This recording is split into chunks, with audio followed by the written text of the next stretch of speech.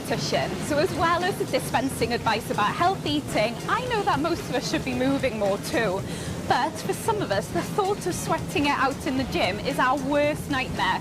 But we know we should be exercising. What do we do? In the family life swap, we saw two families with very different lifestyles change places for a week. And as for many of us, getting started on exercise was the biggest hurdle for Bonnie.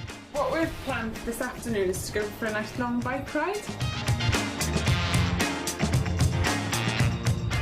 Oh my god, I got the hill! My thumb is hurting already. Oh, my legs. As well as the obvious benefits to the body, exercise is really good for the mind and increases our self-esteem. Exercise releases endorphins in the brain that gives us a natural high and makes us feel as good on the inside as it does on the outside. As Bonnie discovered when she finished her first cycle challenge. Feeling really good. Exercise gives you a good feeling, I think. All the blood's rushing around my body. So if all this equipment is daunting, what exercise should we be doing to get ourselves started? And how can we build it into our daily lives and enjoy it? A little bit and often is key. Here are my steps on the road to better fitness. Parking the car further away or getting off the bus to stop earlier, it all counts. Set yourself goals of parking a little further from the shops or the house each time you go out. Before you know it, it'll be the norm. Walking is an ordinary, everyday activity, so we don't think of it as exercise. In fact, walking briskly for half an hour can burn about 150 calories. Once you've got the habit, set yourself targets like walking 10,000 steps a day using a pedometer. Why not take the stairs instead of the lift? If a flight of stairs seem daunting, take it easy. It's free and it burns calories. The more you take the stairs, the easier it will become. Studies have shown fantastic health benefits for stair climbers. Don't poo-poo a Wii or any other active games console. It can be a great way to get the blood pumping in your front room, and it's okay to have a laugh when you're exercising. It's all about finding something that floats your boat, whatever it may be. A martial art, aerobics, a dance DVD. It means that it becomes less of a chore and you start enjoying it. You'll feel happier and healthier, and the best news is exercise increases your metabolism, so even when you're not exercising, you're still burning up calories. So here's an action replay. Get walking. Take the stairs. Think inside the box. Go on, get out there, try different things and have a blast.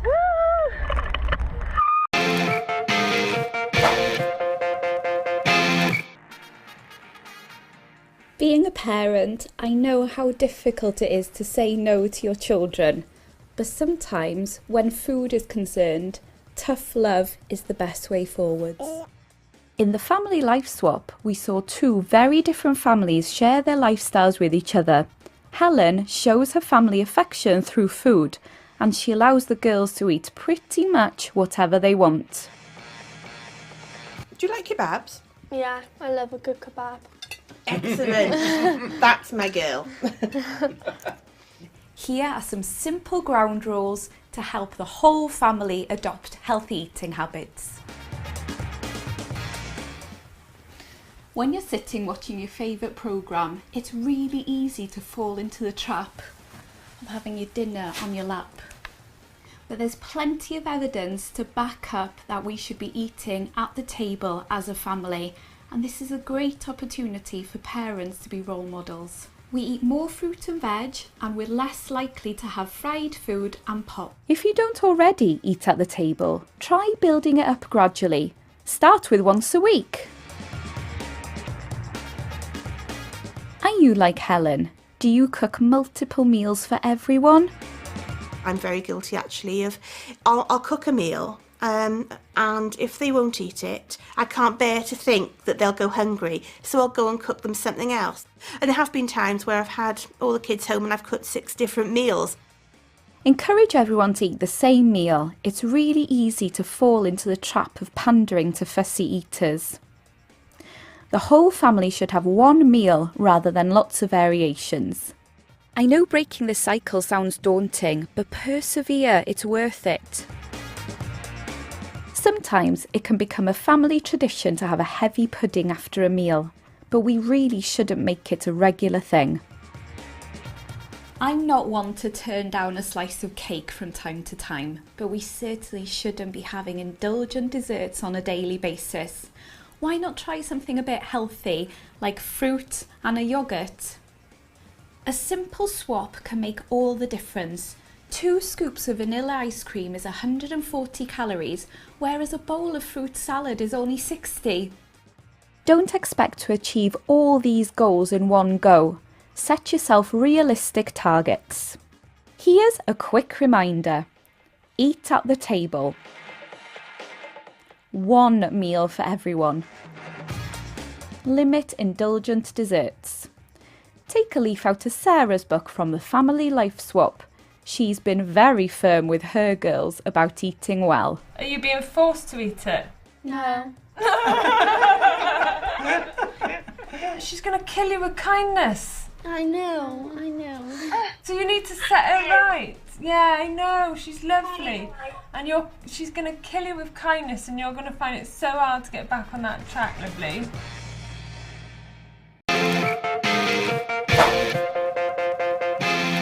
For most of us, a trip to the butcher's or farmer's market is a rarity. Our connection with the food we eat is in the supermarket, and it stops there.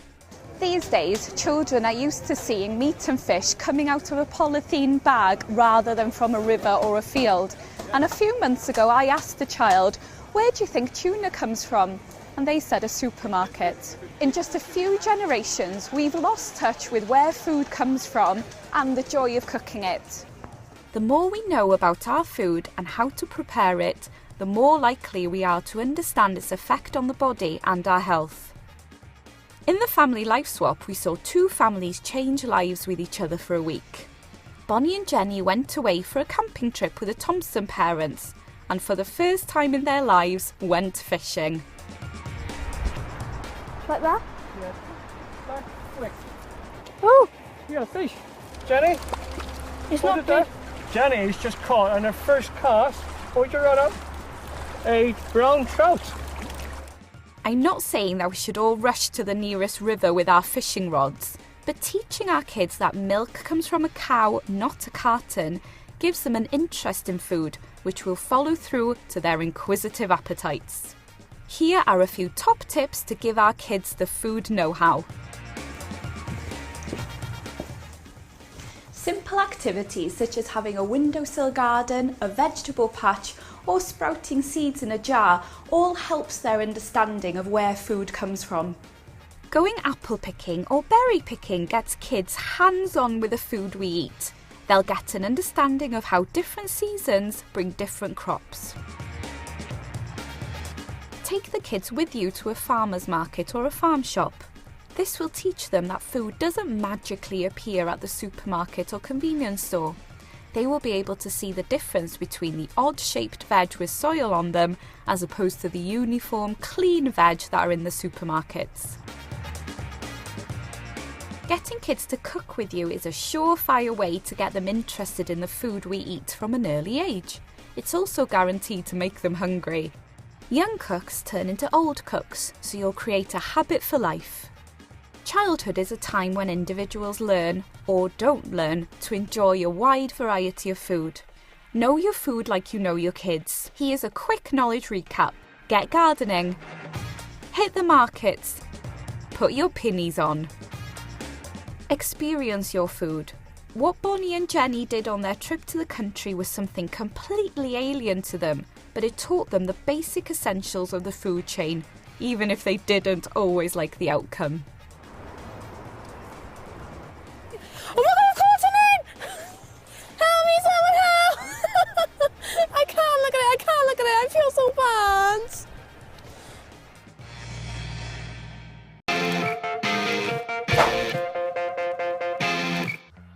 As a dietitian, I meet people all the time who struggle to keep a diet going.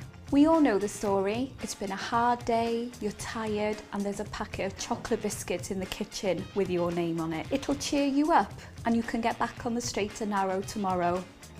Most of us have started a diet with loads of motivation, but unfortunately it dwindles after a couple of days. As we saw in the family life swap, where two families with very different lifestyles changed places for a week, the temptation to indulge or fall off the wagon is easy.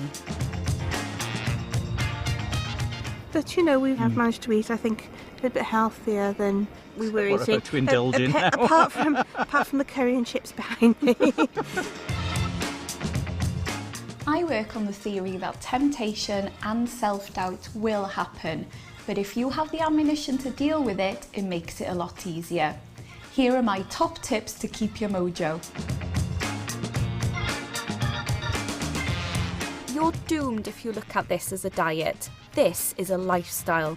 If you want to maintain your weight loss, you have to keep it up for life. The 21-day rule says that if you maintain a change for 21 days, it will become a habit. Not a long time in the grand scheme of things. And don't expect miracles. 1 to 2 pounds a week is a great weight loss goal. Perfection doesn't exist. Just because you've had one slice of cake, don't think to yourself, I've blown it, and go on a splurge. It wasn't a failure, it was a choice. Ditch the all or nothing mentality. If you keep yourself smiling and have a positive mental attitude, you'll think yourself slim and healthy. Never underestimate the power of the mind. Do you eyeball your fridge or rummage through the cupboards? My advice, stick a picture of yourself from a time when you were happier with your weight on the fridge. And leave yourself notes such as, am I really hungry? Is it worth it? What are you doing in here? Sounds odd, but it will make you stop and think. Warning, your partner may laugh. Lifelong changes don't happen overnight, so take it slow. If it took you 5 years to gain this weight, then it's not going to fall off overnight. Here's a recap of my 3 top tips. It's a lifestyle. Positive mental attitude. Make a note of it. As we can see from the Hewell family, a little bit of encouragement in the right direction and support from each other can make all the difference. And you know what? It can be good fun too. It can be done just by making little changes and just incorporating them into your routine. It becomes second nature after a while, and I honestly believe that if we can do it, then anyone can.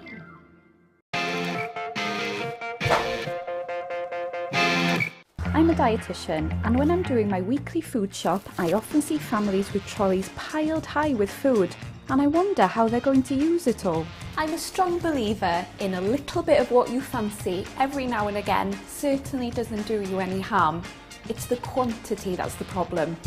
And that became quite apparent early on in the family life swap when the super fit Thompson girls went to live with a Hewell family whose cupboards were bursting.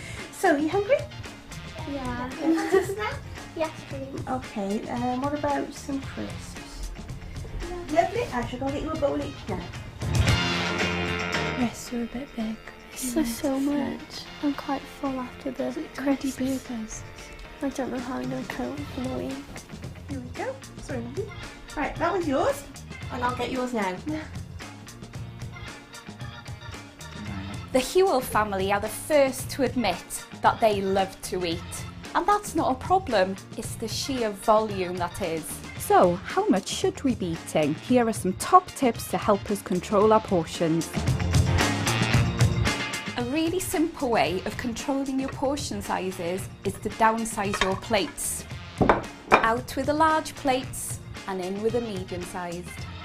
A top tip is to measure the size of your plates. If it's about the size of your hand, you're good to go. Over the past 30 years, our plate sizes have grown, and the bigger the plate, the more tempted we are to fill it. A large plate of pasta can be as much as 400 calories more than a small plate of pasta.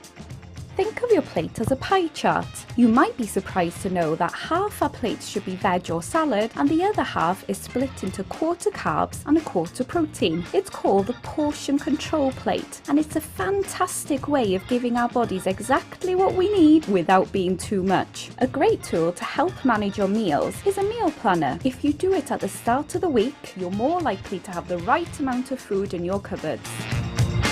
Beware the buffet. All-you-can-eat buffets and food offers are big no-nos in the battle against the bulge. Tour the buffet to decide what you want before you even pick up a plate. And don't go to the restaurant with the mindset of, I'm going to get my money's worth. Just because something comes with a label free, we shouldn't go overboard. Make a plan for how many times you're going to visit the buffet and stick to it. By gradually reducing your portion sizes, you'll be training your brain and your stomach to get used to it. And within a couple of weeks, it'll be second nature. Here's a quick reminder of my healthy hints. Smaller plates, longer lives. Divide and rule. Beware the buffet. Those golden rules should help you, but beware of the family event like a barbecue. It's easy to get carried away at the sight of all that yummy food. Chicken's off, I'm afraid. Nobody can have any. Oh, why? Because I'm having it all.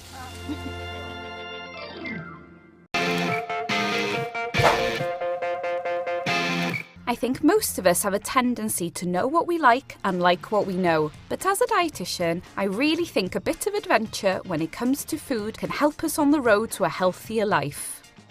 Establishing healthy eating in children is really important, and that includes a variety of foods. But for some families, increasing their children's eating repertoires can be a nightmare. As we saw in the family life swap, where two families with very different lifestyles changed places for a week, Jenny from the Hewell family is a classic fussy eater and found herself forced to face her food demons. Here we go.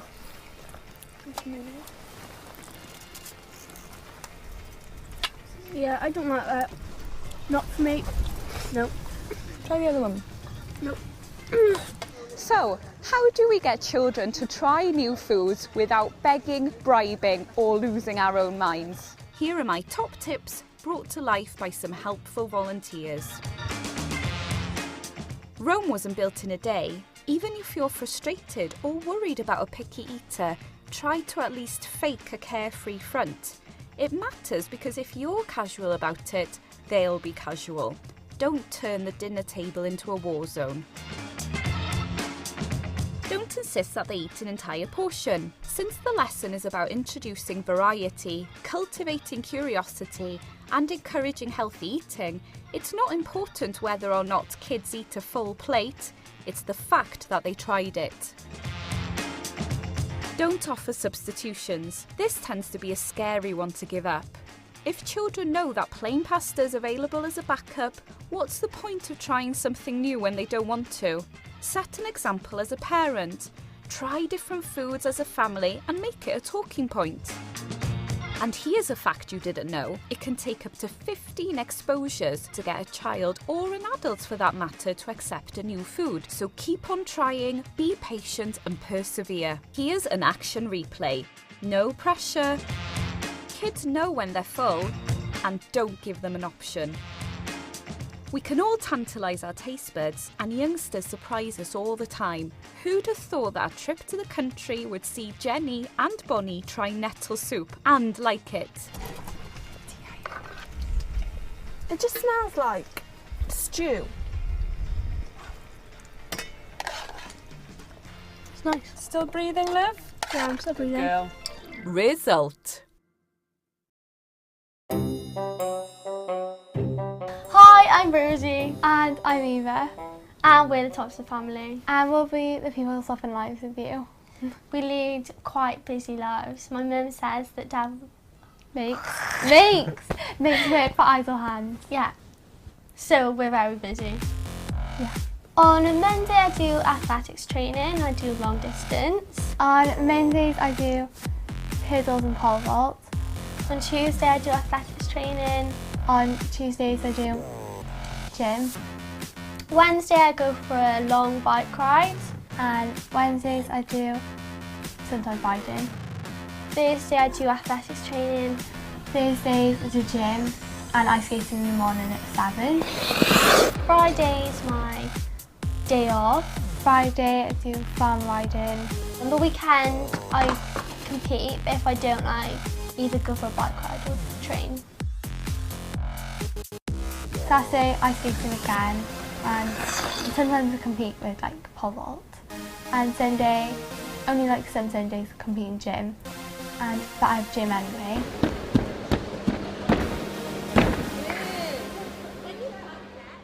Mum does the cooking. Mostly does the cooking. She cooks pastas. But she likes cooking jacket potatoes. Yeah, she loves the jacket potato. Dad cooks for an army. Yeah, he cooks too much. Yeah. With Mum, we watch what we eat. She'll let you buy like certain cereals. It's like a cereal. And she checks the back of things that you buy. She got really annoyed because pink Lucasade, the pink lemonade in Lucasade, she had like shouted at me in the car, like screaming, it's got 57% of your sugar. And she had a grudge with me because I bought a Terry's chocolate orange. When I eat something unhealthy, I know that her voice will be in my head, making me feel bad for eating it. We would politely describe her as